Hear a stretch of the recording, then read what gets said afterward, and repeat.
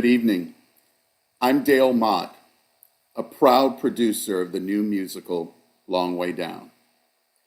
On behalf of my fellow producers and hosts of tonight's program, Barbara Pasternak of TheaterWorksUSA and Charlie Erstad of Edgewood Entertainment, it is my great pleasure to welcome you to From Page to Stage. Tonight's program is an exploration of the evolution of Long Way Down, from an award-winning novel by Jason Reynolds to the acclaimed musical by Dahlak, Brathwaite and Khiyon Hursey. I wish to recognize our co-hosts, March On, Camilla Forbes, executive producer of The Apollo, and Aletha Stevens, founder of Ashe Collective. We are proud to share this very special Black History Month program with all of you. Please note that we will do our best to answer as many of your questions as possible at the end of the conversation. Feel free to share your questions via the chat function at the bottom of your screen. Now, it's my great pleasure to welcome tonight's moderator, Robert Raben. Robert Raben is a powerhouse attorney, lobbyist, and social activist leading the Raben Group, one of the nation's top public policy firms. A former assistant attorney general under President Clinton and counsel to the legendary Congressman Barney Frank, Robert has shaped policy at the highest levels. In 2013, he founded the March on Washington Film Festival, harnessing the power of the arts to illuminate the untold stories of civil rights icons and foot soldiers alike. With a dedicated team led by artistic director Isis Arabay, March On now serves as a far-reaching, year-round arts platform. Let's take a look.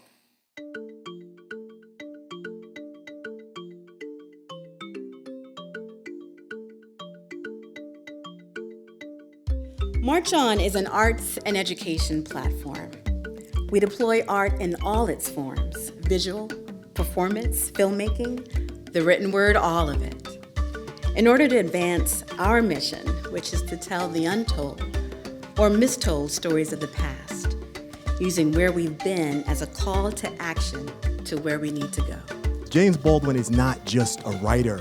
James Baldwin is a door that once you go through the door, right, and get on the other side, right, or come through the other side, you can never see and think about the world in the same way. If Dr. Martin Luther King gave America a metaphorical check come due, our generation was the first to reap the installments.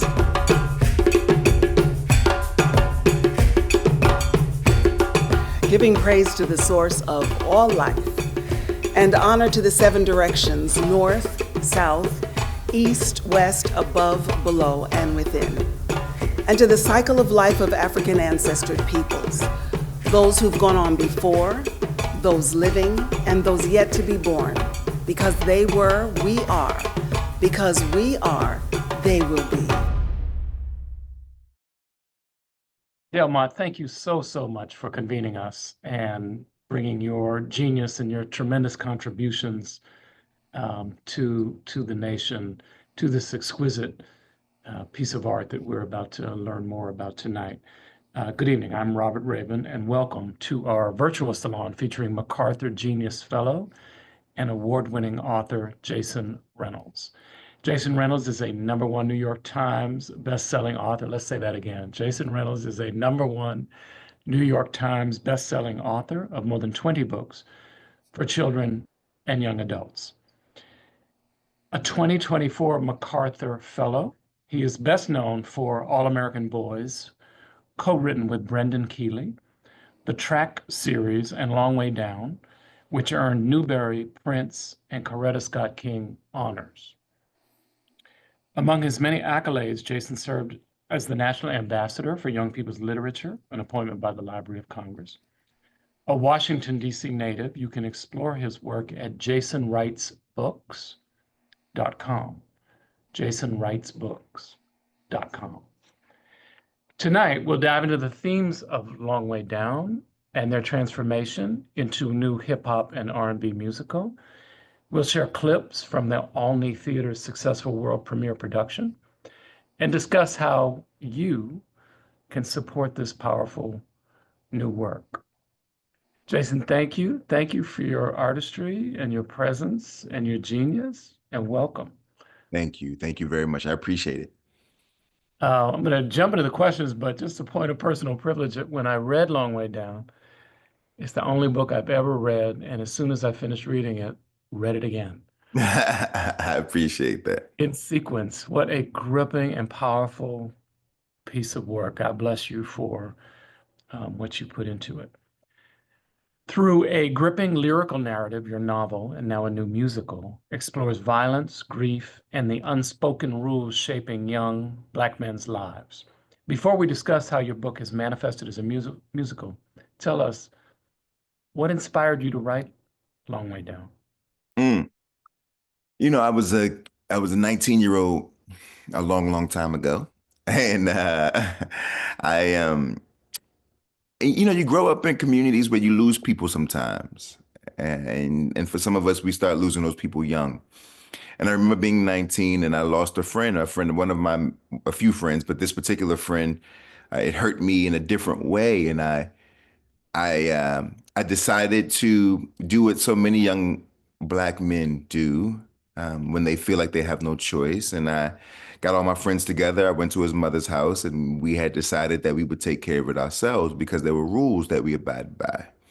No crying, no snitching, and it's always eye for an eye. And his mother blocked the door and begged us to let it go.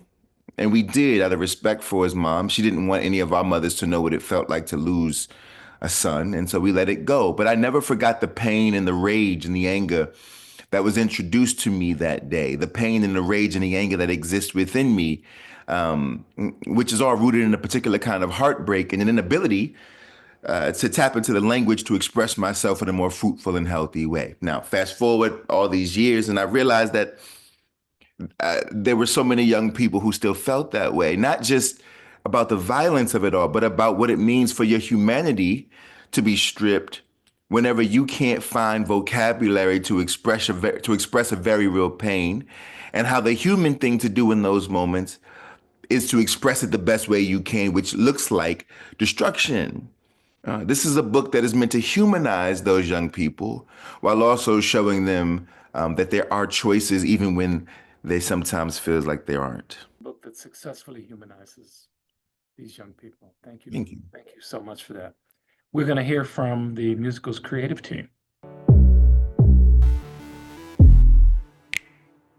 So Long Way Down is about this kid named Will who lives in a neighborhood where there's 3 rules. If somebody close to you dies, you can't cry, you can't snitch, and you must get revenge. Upon the death of his older brother who taught him these rules, Will grabs a gun from his brother's drawer, and from the 8th floor proceeds to go down his building on the elevator. And on each floor, as he's going down, a ghost walks in the elevator and confronts him about this 3rd rule that he is about to take on. And what's beautiful about what Khiyon and Dahlak have done with this particular piece is they've written a musical not about these people and how they died, but about how they lived.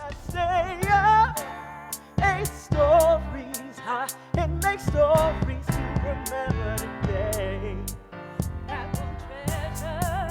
That will treasure love and pleasure of his where it will stay. I wanted to capture these 3 rules and the sound of these rules, and so that's kind of the place I began. That makes sense. Who's coming 3? Who's coming 3? That's how the rules come. Reasons and orders and motives all come in 3. That's how it be coming. Hip hop, rap, R&B, gospel. Those were like my immediate instincts after reading the book. How do we, really subvert and like make these ghosts really musically unexpected while telling a really important story. So I am bringing to this genre of theater my brand of music, my culture, and that's how we tell stories. This is the sound of our story. The music is incredible and moving and makes you want to get up out of your seat and dance and sing along with them. I'm not supposed to ask a question I don't know the answer to, but did you have a hand in picking the creative team? Me? No. You know, I have a rule, I have a very strict rule, Robert. Whenever anyone asks or decides to do any adaptations of my work, I give over that work to them so that they can make their art. So no. And I'm glad I didn't, because I wouldn't have been able to do it as well as they did or pick the right people. Wow, what a generous approach, or amazing detachment, or both.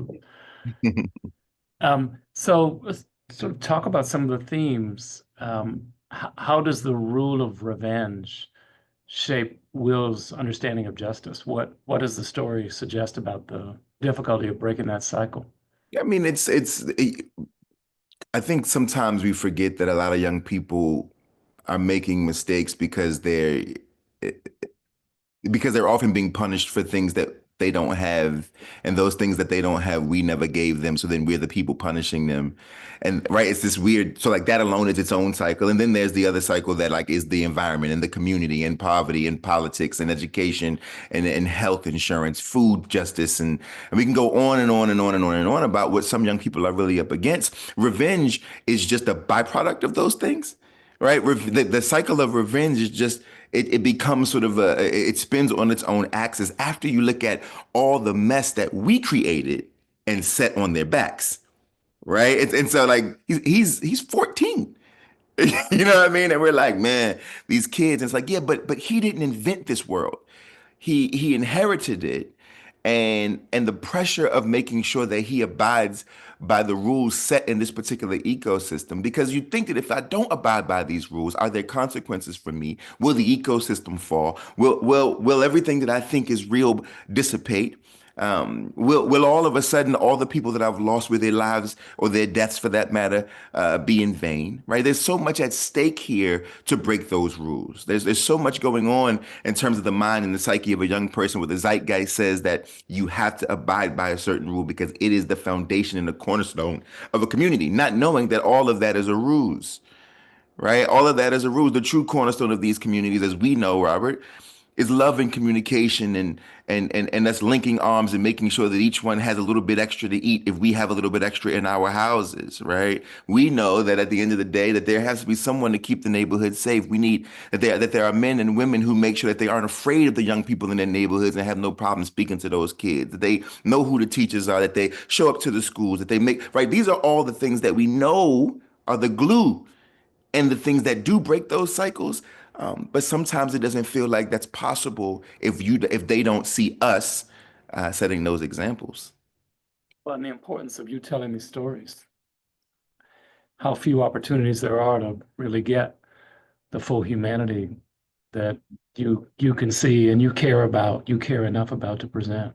I mean, one might argue that I'm only serving as a proxy and that perhaps they deserve their moment to tell their own stories.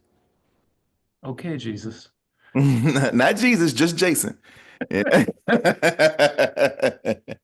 Okay, Jason. We're going to see another clip and then come right back.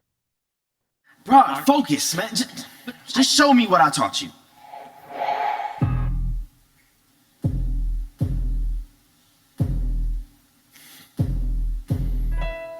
Who's coming? Three like death. Who's coming?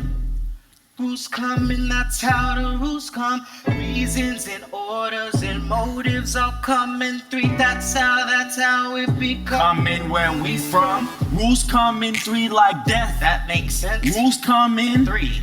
Rules come in, that's how the rules come. Reasons and orders and motives all come in three. That's how it be. Coming where we from.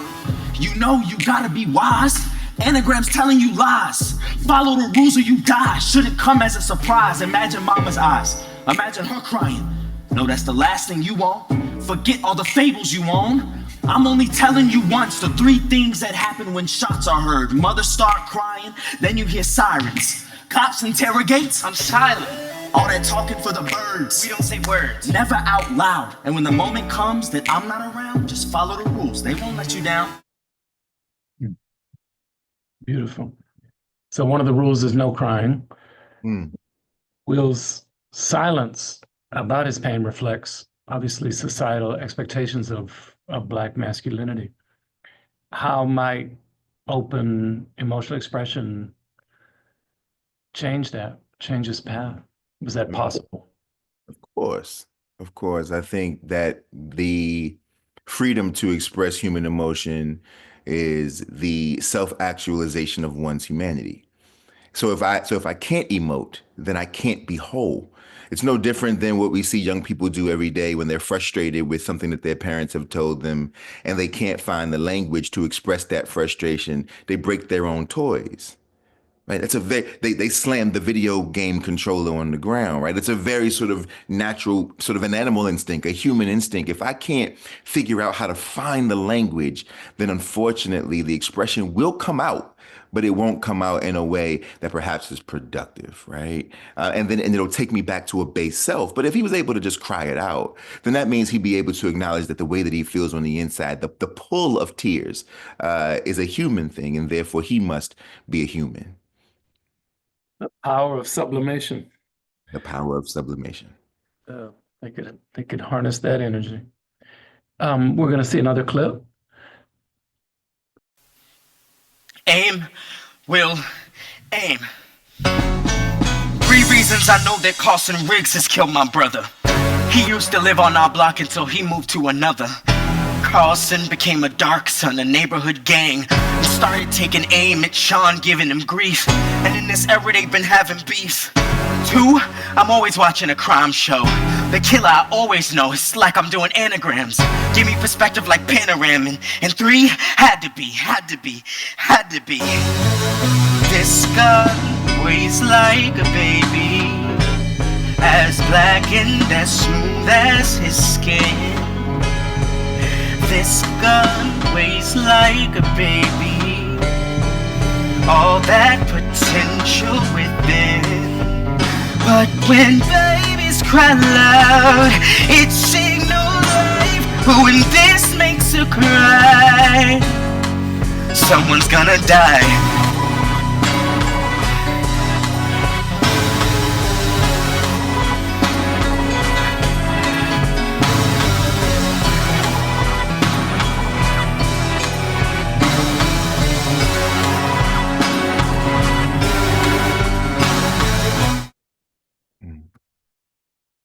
So there are a lot of ghosts in this elevator.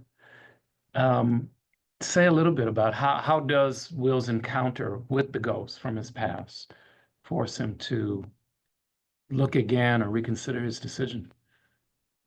You know, it's interesting, right? Because the ghosts, and to make sure that the audience has some that the context is clear. This whole story takes place on an elevator. Right, the novelized version of it. The whole story is just a 1 minute of this kid's life on an elevator. In each floor, he meets a new ghost. But in the book, we aren't sure that they're actual ghosts. We aren't sure. And in the play, it's the same. Where at first you're not sure if they're living or dead. They're sort of teetering between both worlds until you realize what's happening. And the whole point of that, in general, is just it's a conversation around how we're all haunted. Everybody's haunted by somebody or something, or right. My mother is still alive, and I'm haunted by her words all the time.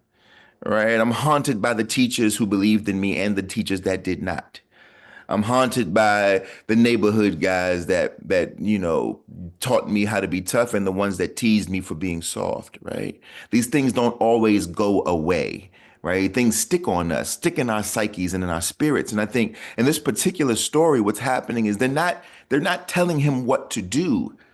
They're finally serving as example of what it looks like on the other side if you do choose to do it this way. They don't, I think it is unfair and sometimes a bit unsophisticated to be heavy-handed and didactic. And that's not what this is. It's not that they're saying don't.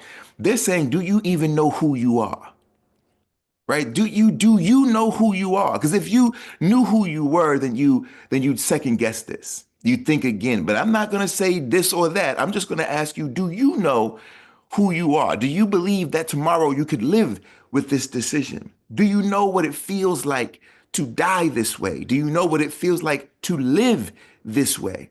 Right? Are you certain that this is how you want to honor your brother? Will revenge honor his death, or will it besmirch it? Right? Will it be smudge on it?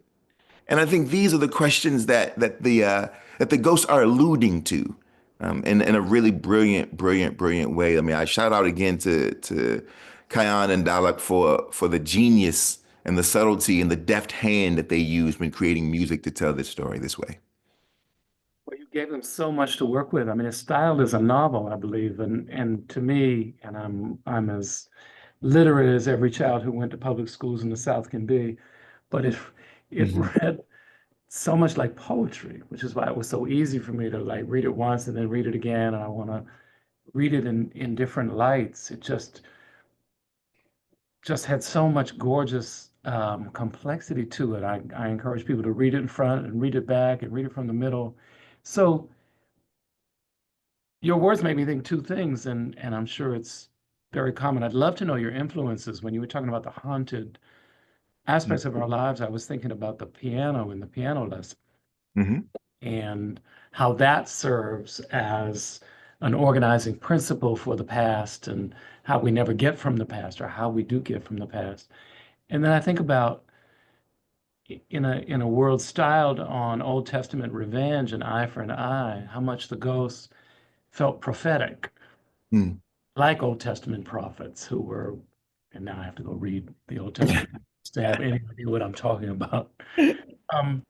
What sort of are the broader message you want to send about generational cycles and personal agency and how we do or don't adhere to the cycles or break from them? I mean, I think, well, for your first question about my influences, I think, I'm influenced by a little bit of everything. I mean, this book was, a guy like August Wilson is so influential. I mean, he always is using some sort of, there is always a totem that he's an anchoring point that the entire story is rooted around, right? So for me, it's the elevator.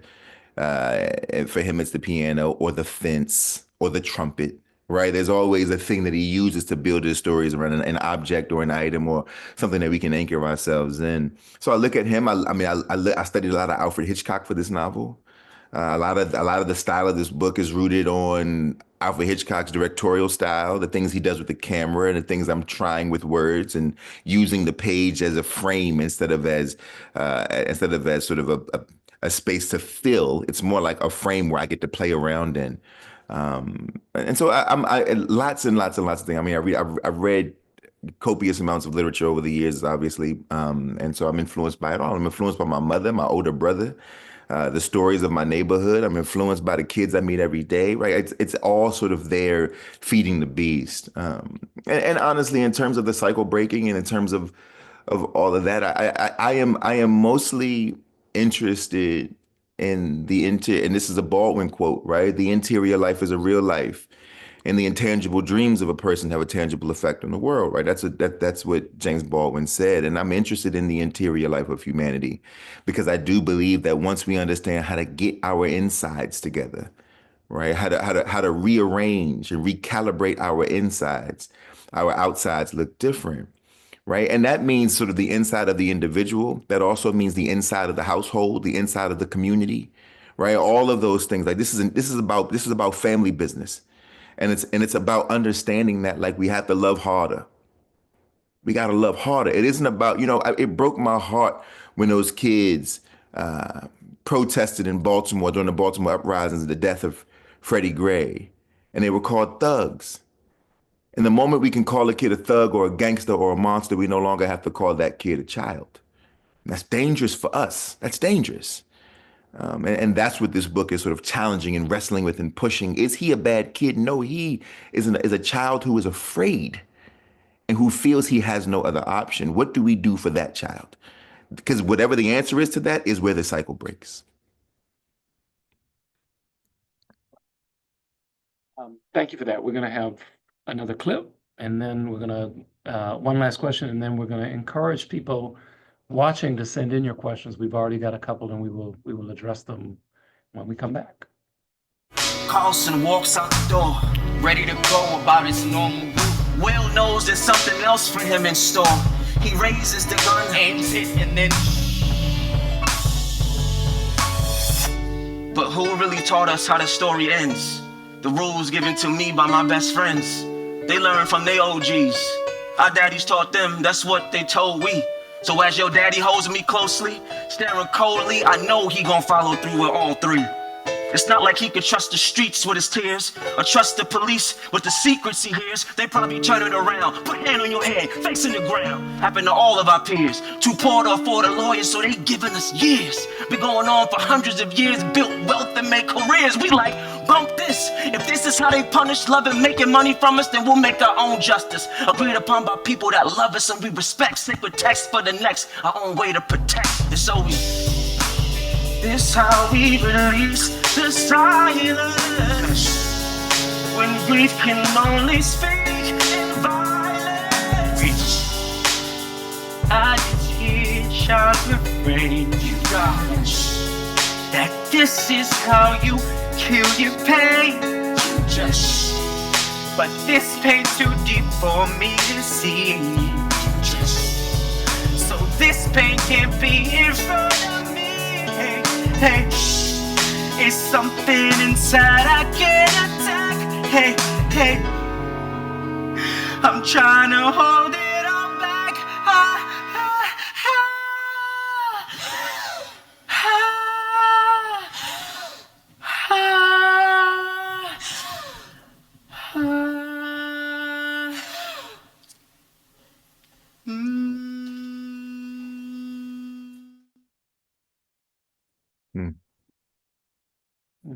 That's right.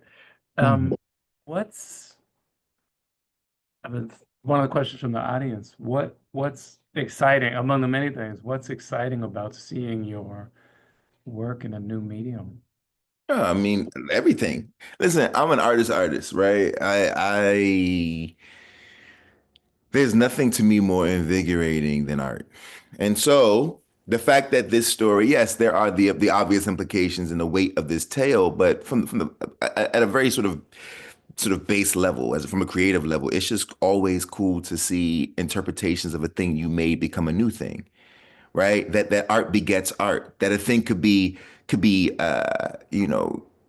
creative genic, right? That you could birth a thing that then births a thing, right? That excites me maybe more than anything. Now, the other side of that obviously is that this story that I've written quite a while ago will get new life and perhaps will be seen and will spread differently and will be experienced differently and therefore will be more effective, right? That the effectiveness of this thing could be completely different than reading the book. And I want that. I want that for young people. I want that for older people. I want that for community members. I want that for people who don't know anything about this world, right? Who may live far away from the communities in which I'm talking about. But I think it's important for them too. This is education for them too, not to be judgmental, but to be less afraid, and the kids who grow up like this, for them to be less ashamed, right? This isn't a jungle that we live in, right? This is a place where human beings are doing the best they can to cope. This is a place where we laugh and find freedom, even in the midst of the bear trap. And for everyone else to see that, to me, it's humbling. It makes me emotional, and I'm excited to see how far it can go.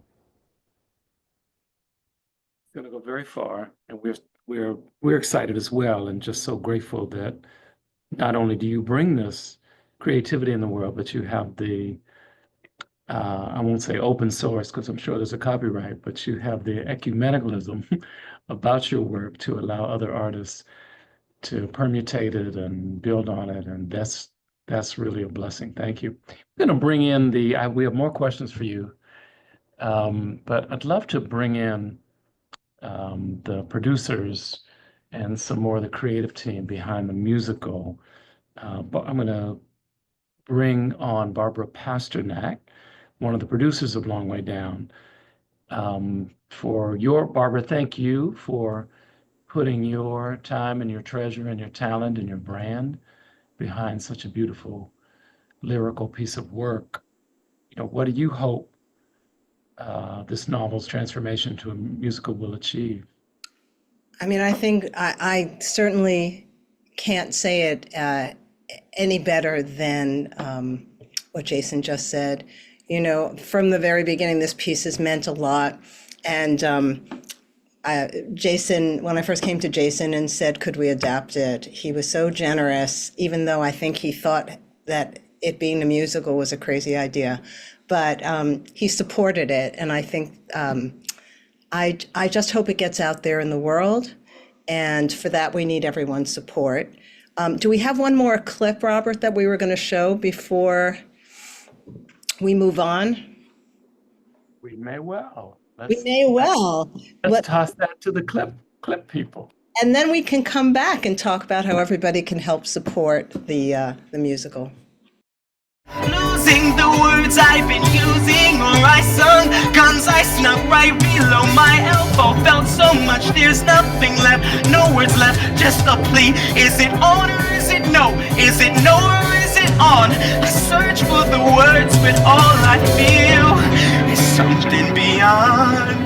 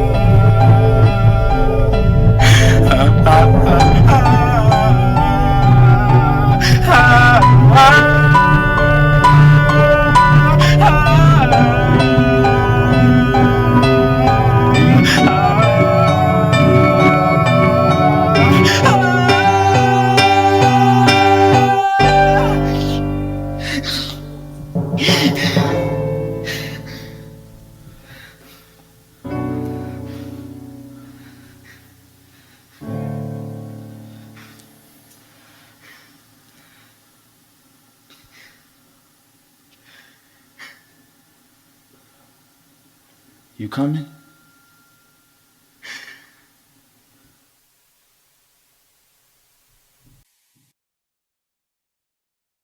Thank you for that, Barbara. Tell us how we can support Long Way Down.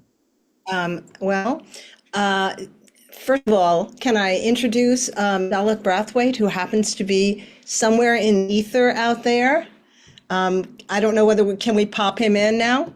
He's popped. He's popped. Hello. There. Awesome. So good to see you, Dahlak. Good to see you too.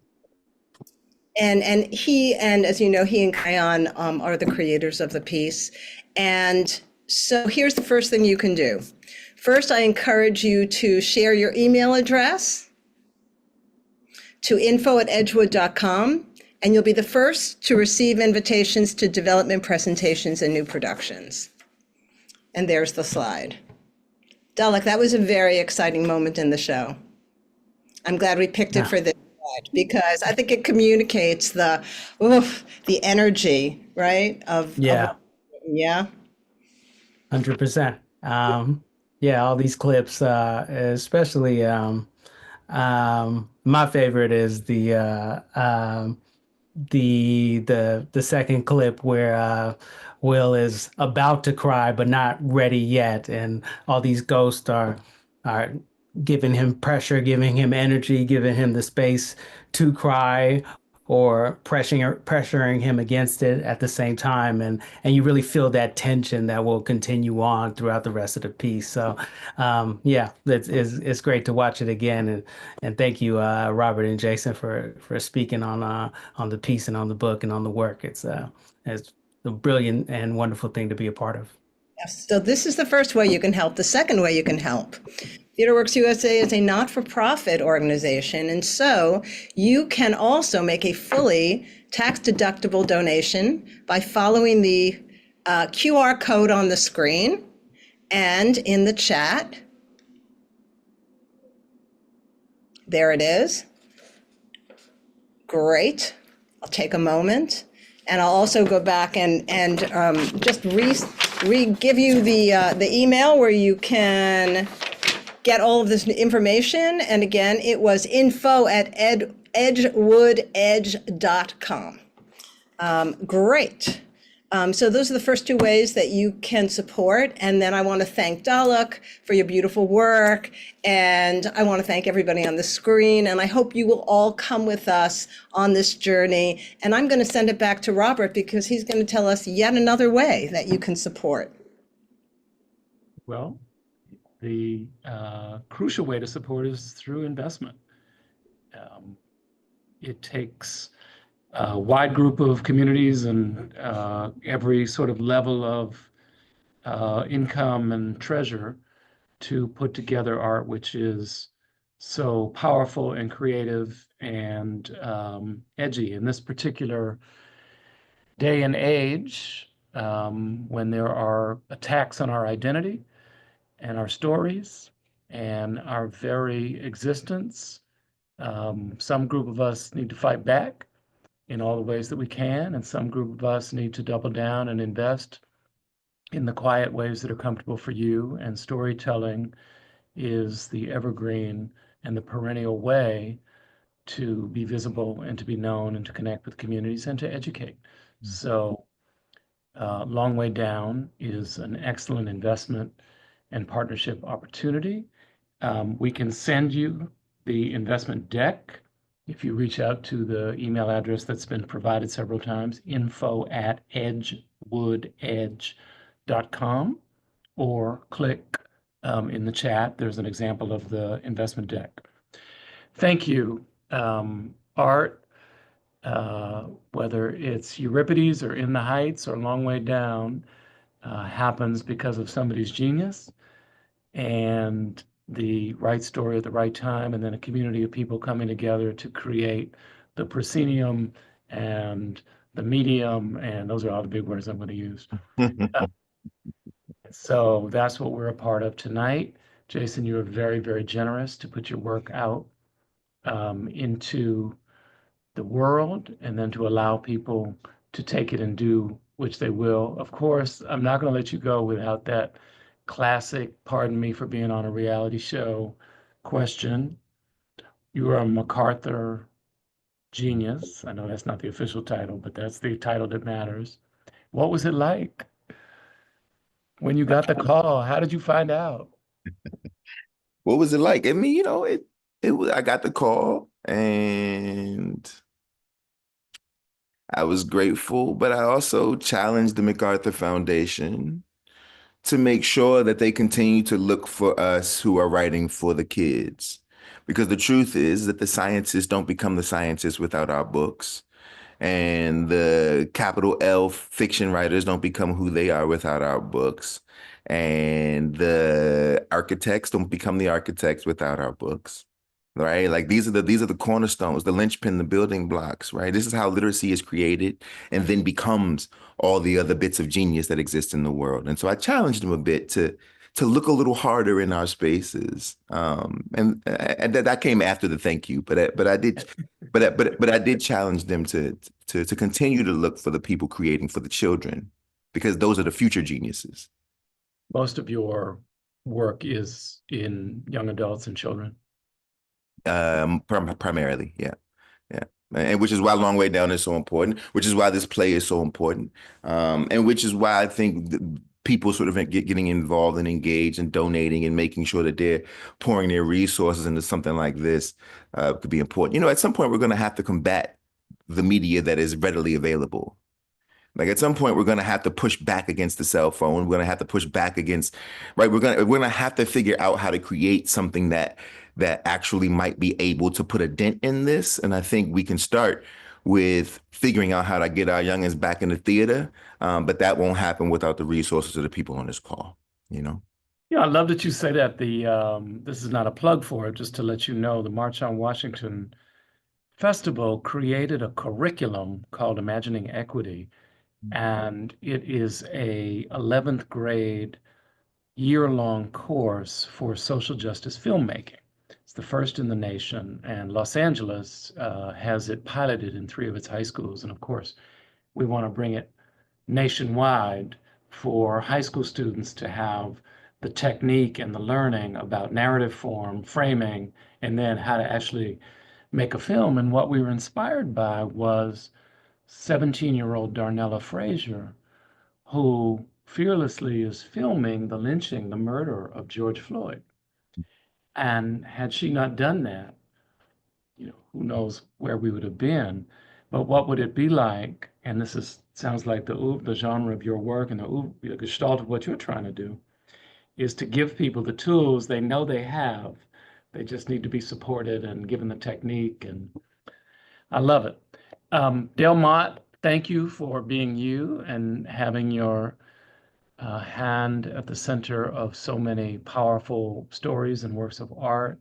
Barbara Pasternak, Dahlak, Brathwaite, thank you for producing this new musical, which is going to be terrific.